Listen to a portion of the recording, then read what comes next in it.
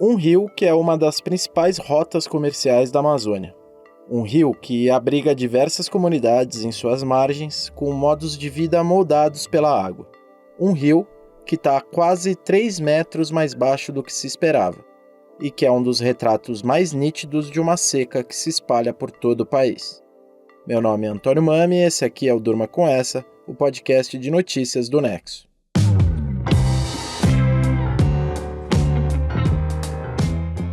Olá, eu sou a Aline Pellegrini e estou aqui com o Antônio para apresentar esse podcast que vai ao ar todo começo de noite, de segunda a sexta, sempre com notícias que podem continuar a ecoar por aí.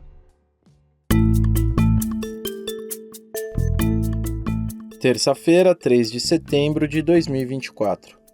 Dia em que o Rio Madeira atingiu uma cota de 1,02 m. Esse é o menor nível do rio desde o início das medições pelo Serviço Geológico do Brasil em 1967.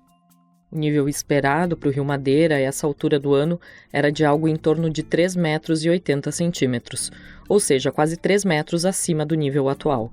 O rio, que é um dos principais corpos da água da Amazônia, nasce na Bolívia, passa pelo Peru, entra no Brasil por Rondônia, até desembocar no rio Amazonas, em território amazonense. O Madeira é um dos 5 rios mais caudalosos do mundo e é o principal afluente do rio Amazonas. Por isso, ele é essencial para a economia da região, proporcionando pesca, transporte hidroviário e o plantio agrícola nas suas margens. Entre Porto Velho e a Foz do Amazonas, o rio tem um trecho navegável que é um dos principais eixos de integração comercial na Amazônia. A capital de Rondônia, aliás, funciona como um centro de distribuição, recebendo mercadorias que chegam por embarcações e remetendo elas para outros destinos. O rio recebeu o nome Madeira porque, no período de chuvas, o seu nível sobe e inunda grandes porções de floresta, arrancando as árvores do solo e transportando seus troncos e restos de madeira. O período chuvoso da região vai de dezembro a maio. Outubro e novembro, por sua vez, são os meses em que o rio fica historicamente mais seco. Só que o Madeira já está com níveis muito baixos meses antes do período tradicional de secas. Desde julho, o rio vem batendo recordes negativos nesse sentido.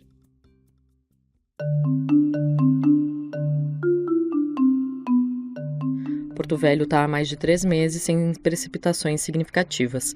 Desde maio não dá para dizer que choveu mesmo por lá. Isso se deve sobretudo a 2 fatores. Um deles é o aquecimento do Oceano Atlântico Norte, que inibe a formação de nuvens na região. Outro foi o fenômeno climático El Niño, que se estendeu até meados desse ano e que já tinha causado uma seca severa em 2023. As cheias voltaram no primeiro semestre de 2024, mas não no volume desejado. As autoridades prevêem que a seca desse ano vai ser tão grave quanto a de 2023, ou ainda mais grave que isso. A Agência Nacional de Águas declarou situação crítica de recursos hídricos do Rio Madeira, um status válido até o fim de novembro. A seca no Madeira prejudica o acesso à água e comida das populações ribeirinhas que vivem ao longo do curso do rio. Espécies de peixes amazônicos, como o pirarucu e o surubim, estão morrendo. Pedras e bancos de areia começaram a aparecer em trechos que antes estavam submersos, dificultando a navegação. Nós moramos aqui há muito tempo, mas nunca vimos uma seca desse jeito, né? Ver o garapé seco e os peixes mortos é muita tristeza. Essa que você ouviu aí é uma moradora de uma comunidade ribeirinha dando uma entrevista para o programa Bom Dia Amazônia da TV Globo. Essa fala ilustra um cenário em que famílias veem os poços que as abastecem secarem e passam a adotar jornadas de até 1 hora para buscar água. Comunidades sem água encanada estão tendo que beber a água do rio, que é imprópria para o consumo. Além dos impactos sociais, existe uma grande preocupação com os efeitos econômicos da seca. Embarcações comerciais estão suspendendo as suas viagens. E, além disso, o Rio Madeira abriga 2 das maiores usinas hidrelétricas do Brasil, a de Jirau e a de Santo Antônio. Juntas, elas representam algo em torno de 7% da capacidade de geração do sistema elétrico brasileiro.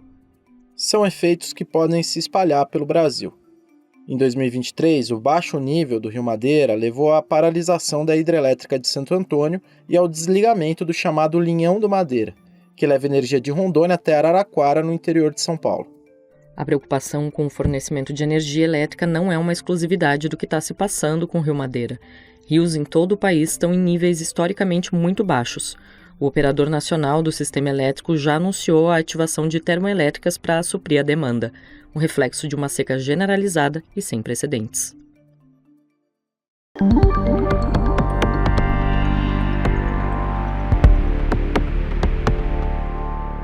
O CEMADEM, Centro Nacional de Monitoramento de Desastres Naturais, confirmou ao site G1 que a seca de 2024 é a maior da história do Brasil.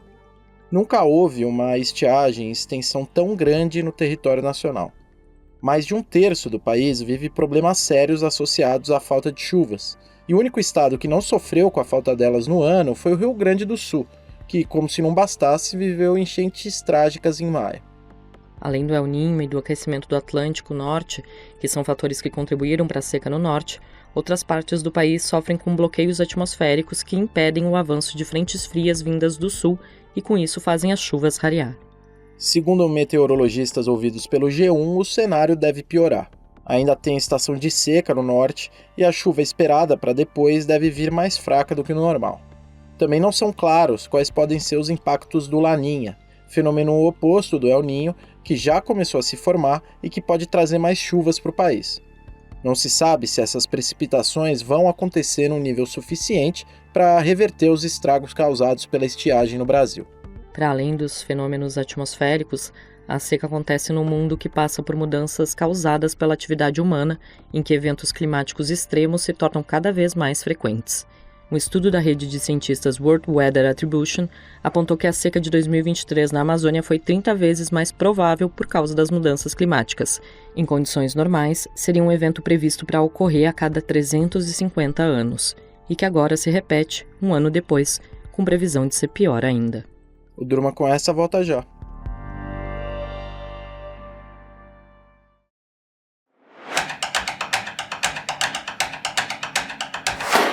A TV Record está prestes a anunciar oficialmente que vai transmitir o Campeonato Brasileiro de Futebol Masculino em 2025, quebrando uma exclusividade de 10 anos da Globo na TV aberta. O Lucas Zacari escreveu um texto sobre o assunto. Lucas, com quem a Record negociou os direitos de transmissão e como a gente vai saber onde assistir aos jogos no ano que vem? A Record negociou os direitos de transmissão com a LFU, que é a Liga Forte União, que reúne 32 clubes. Com esse contrato, a emissora vai poder transmitir 38 jogos anualmente, sendo um por rodada, entre 2025 e 2027. A Globo fechou contrato com outro grupo, a Libra, que é a Liga do Futebol Brasileiro. Essas ofertas são exclusivas para a TV aberta. A Record vai poder transmitir as partidas da primeira divisão em que os times da LFU atuem nos seus estádios como mandantes, e a Globo vai poder transmitir os jogos em que os times da Libra forem mandantes. Já os direitos de jogos para a TV fechada e internet ainda estão sendo negociados. E Lucas, por que os clubes se dividem em ligas para negociar as transmissões? Ao se dividirem em ligas, os clubes ganham poder de barganha para negociar conjuntamente e tentam garantir alguma paridade entre eles, com regras para um time não ganhar muito mais dinheiro do que o outro. O formato também facilita a venda dos jogos e campeonatos como um produto. A primeira tentativa de formar um grupo nesse sentido vem de 1987, com a criação do Clube dos 13. Na época, a iniciativa era até mais ambiciosa e o grupo organizou o Campeonato Brasileiro daquele ano. Depois, o Clube dos 13 passou a cuidar da negociação dos direitos de transmissão, coletivamente, com valores maiores para os times de maior torcida. O grupo acabou em 2011 e, depois de um período em que os clubes negociavam contratos individualmente, foram criadas a LFU e a Libra. Cada uma das ligas tem suas regras de rateio e aí cada clube adere àquela que ele julgar que atende melhor seus interesses. O texto do Lucas você lê em nexojornal.com.br. E um último aviso, os cursos do Nexo estão com novas turmas abertas. Tem cursos sobre como fazer e ler gráficos, sobre como escrever textos mais claros e sobre a história e a aplicação das regras das guerras. E assinante tem desconto, hein? Entra lá em nexojornal.com.br/cursos para saber mais.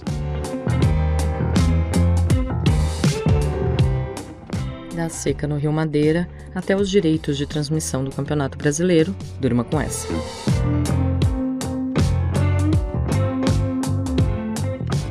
Com roteiro, apresentação e produção de Antônio Mami, roteiro de Mariana Vick, apresentação e edição de texto de Aline Pellegrini, participação de Lucas Zacari, edição de áudio de Roberto Soares e produção de arte de Lucas Neopman, termina aqui mais um Durma com essa.